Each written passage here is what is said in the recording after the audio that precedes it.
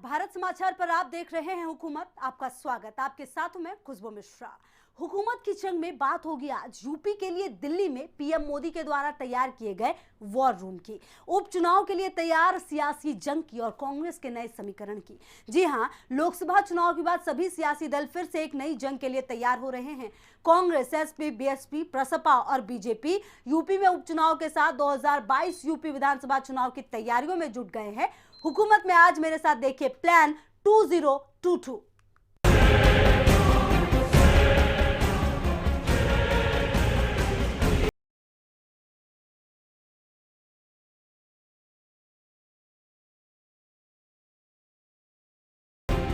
लोकसभा चुनाव में हार के बाद कांग्रेस खुद को फिर से खड़ा करने की तैयारी में जुट गई है।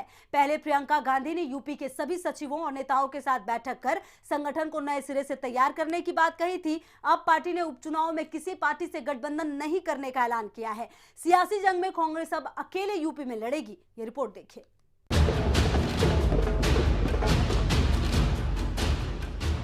सियासत की जंग में हार और जीत तो होती ही है, लेकिन जब लड़ाई वजूद के लिए हो तो जंग अहम हो जाती है। लोकसभा चुनाव की सियासी जंग के बाद अब उत्तर प्रदेश में विधानसभा चुनाव के लिए सियासी अखाड़ा तैयार हो रहा है। हर पार्टी अपनी जीत के लिए फिर से व्यूह रचना करने में जुट गई है। सियासी बिसात पर खुद को कसौटी पर कसने के लिए मंथन का दौर शुरू हो चुका है, क्योंकि लड़ाई सिर्फ सियासत में कुर्सी पाने के लिए नहीं हो रही है। लड़ाई खुद के वजूद को बचाने के लिए है, जिसके लिए कांग्रेस की पाठशाला रायबरेली में सजी हुई है।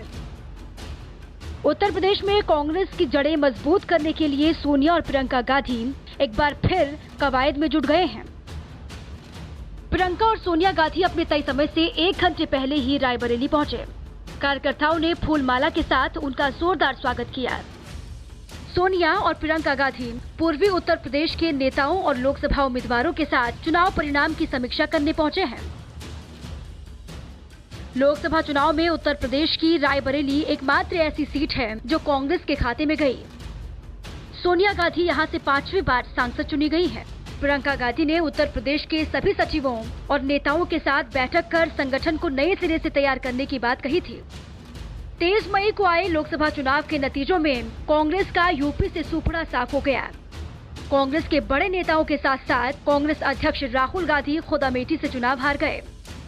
मोदी लहर में सवार बीजेपी प्रचंड बहुमत के साथ एक बार फिर केंद्र में सरकार बनाने में कामयाब हो गई।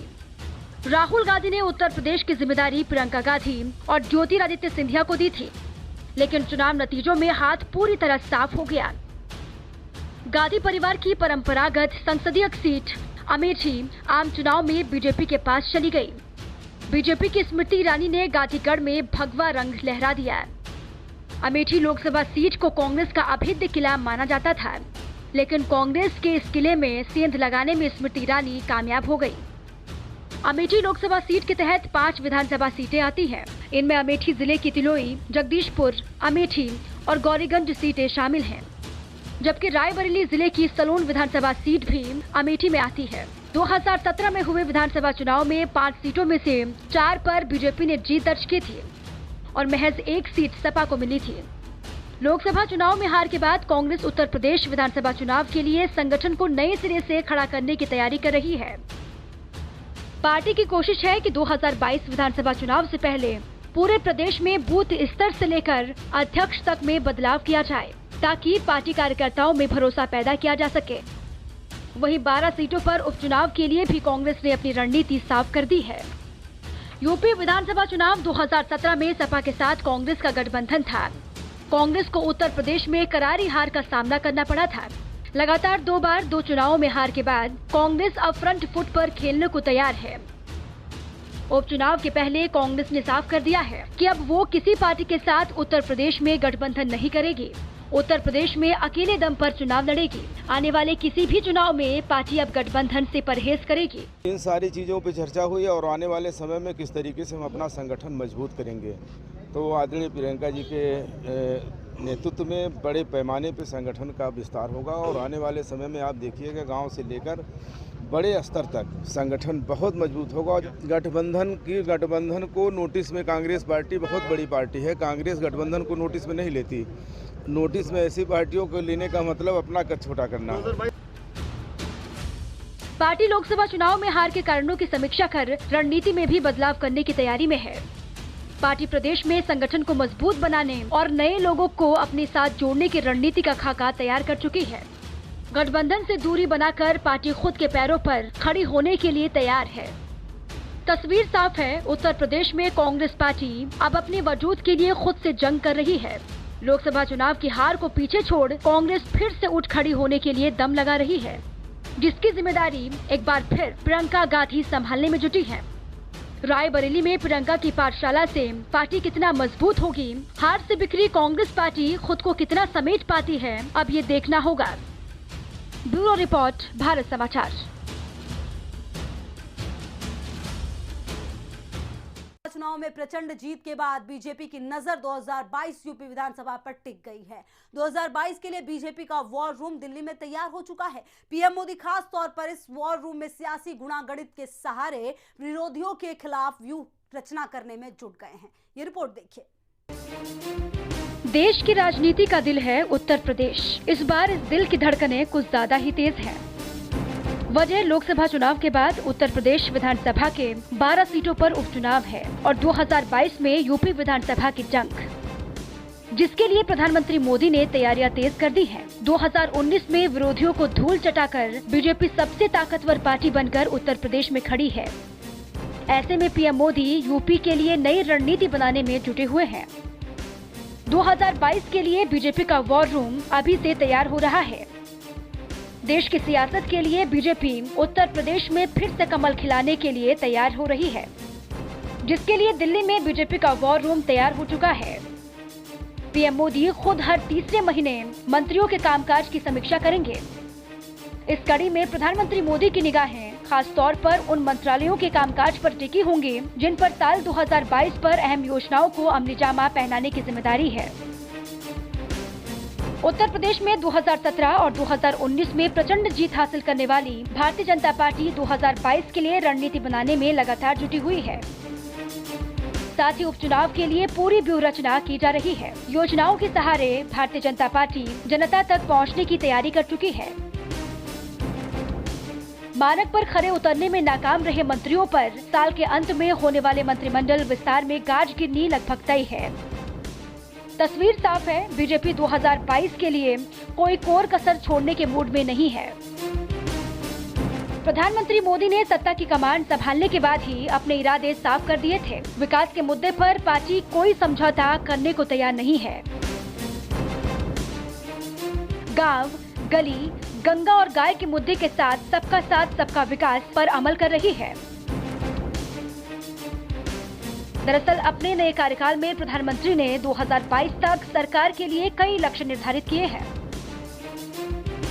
प्रधानमंत्री नरेंद्र मोदी के लक्ष्य में ऊर्जा मंत्रालय के पास हर घर में बिजली पहुंचाने, कृषि मंत्रालय के पास किसानों को फसल की लागत मूल्य से दोगुना मूल्य सुनिश्चित करने, ग्रामीण विकास के पास सबको पक्का मकान देने, जल संसाधन के पास हर गांव में पेयजल पहुंचाने, सड़क परिवहन मंत्रालय के पास राजमार्गों की लंबाई में 1.5 गुना बढ़ोतरी करने, पेट्रोलियम के पास सभी घरों में गैस कनेक्शन पहुंचाने, तो मानव संसाधन मंत्रालय के पास नई शिक्षा नीति तैयार करने की जिम्मेदारी है।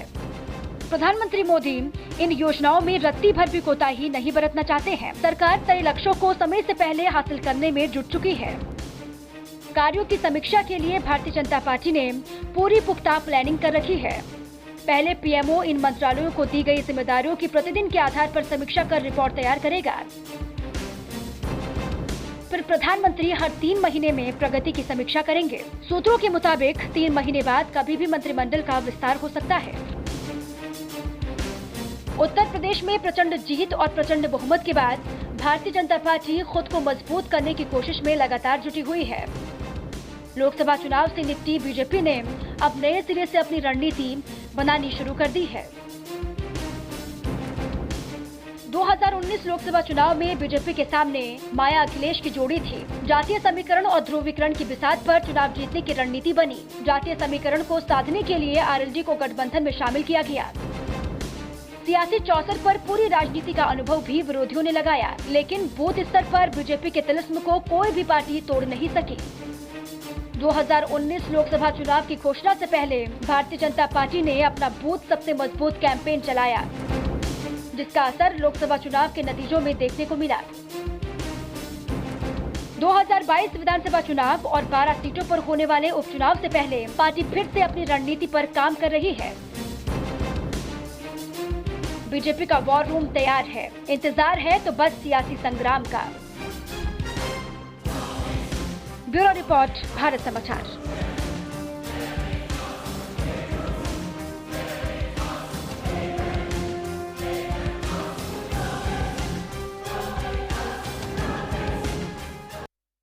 हुकूमत में वक्त एक छोटे से ब्रेक का। ब्रेक के बाद फिर होंगे हाजिर। देखते रहिए भारत समाचार।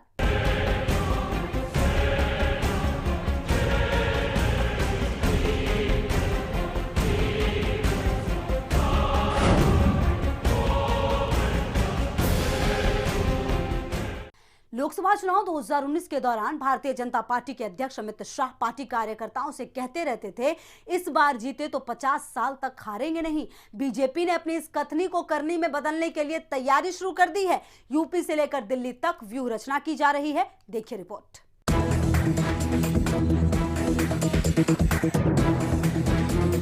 लोकसभा चुनाव 2019 के दौरान भारतीय जनता पार्टी के अध्यक्ष अमित शाह पार्टी कार्यकर्ताओं से कहते रहते थे कि इस बार जीते तो 50 साल तक हारेंगे नहीं। ये कोई शुगुफा या जुमला नहीं है। पूरे देश में 2019 के चुनावों में जाति की दीवारों को तोड़कर तकरीबन 50% वोट पाने के बाद अब बीजेपी और संघ अगले मिशन में लग गए हैं।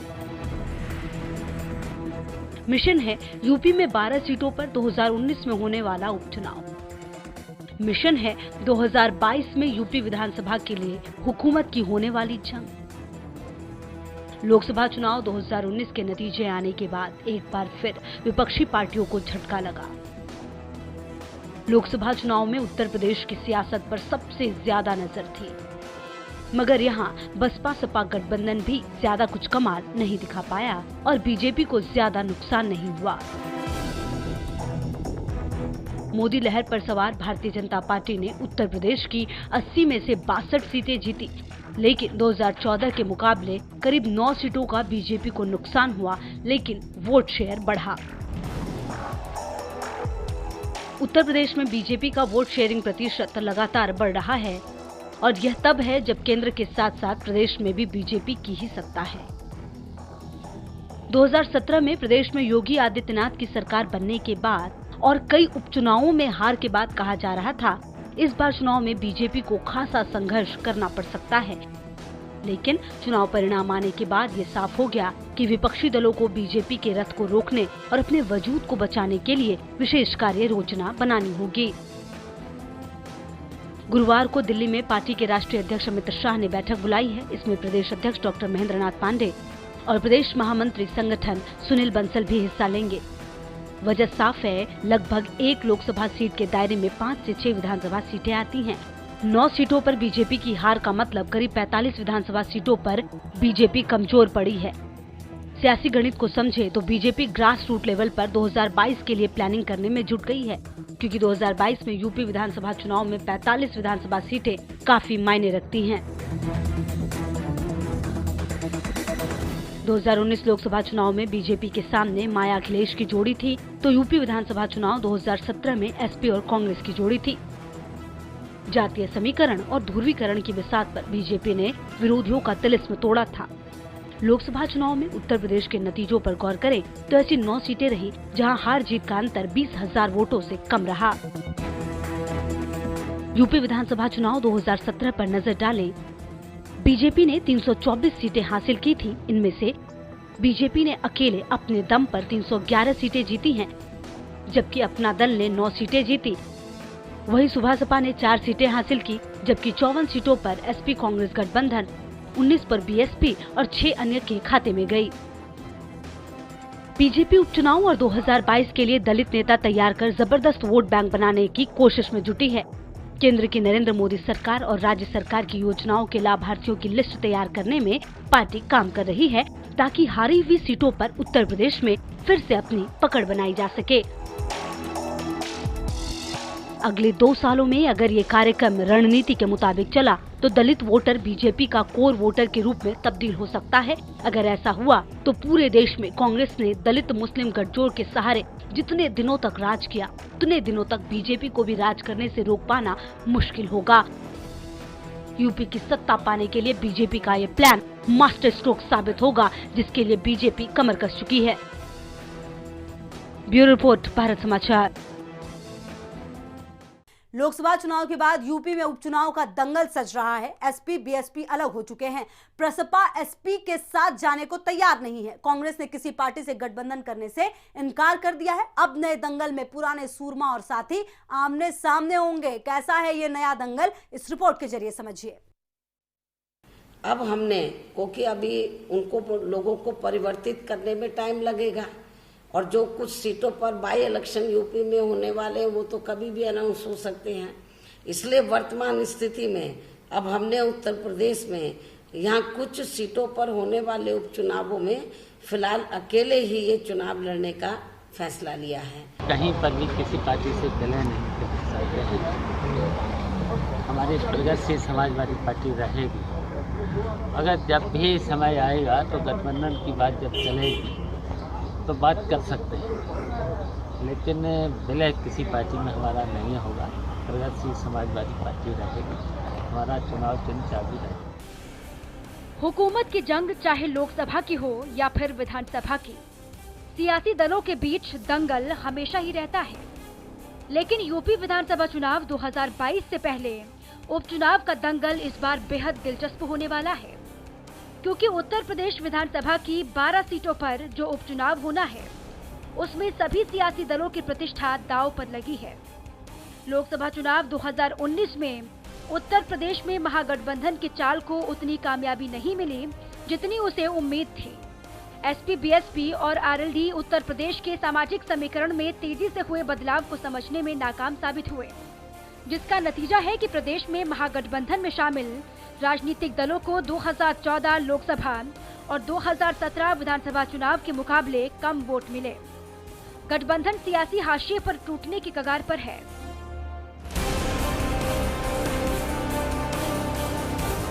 बीएसपी उत्तर प्रदेश में उपचुनाव अकेले लड़ने का ऐलान कर चुकी है। उत्तर प्रदेश में जहां एक तरफ भाजपा के जीतने के बाद राजनीतिक सरगर्मी बढ़ी हुई है, वहीं जमीनी जनाधार को बढ़ाने के लिए एसपी बीएसपी और प्रसपा जी जान से जुट गए हैं।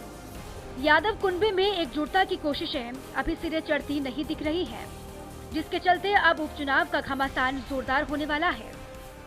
प्रगतिशील समाजवादी पार्टी मुखिया शिवपाल सिंह यादव ने समाजवादी पार्टी में वापसी से साफ इनकार कर दिया। कहीं पर भी किसी पार्टी से विलय नहीं कर सकते हैं। हमारी प्रगतिशील समाजवादी पार्टी रहेगी। अगर जब भी समय आएगा तो गठबंधन की बात जब चलेगी तो बात कर सकते हैं, लेकिन विलय किसी पार्टी में हमारा नहीं होगा। प्रगतिशील समाजवादी पार्टी रहेगी। मेरे साथ इस खास पेशकश में इतना ही। बाकी तमाम खबरों के लिए आप देखते रहिए भारत समाचार। नमस्कार।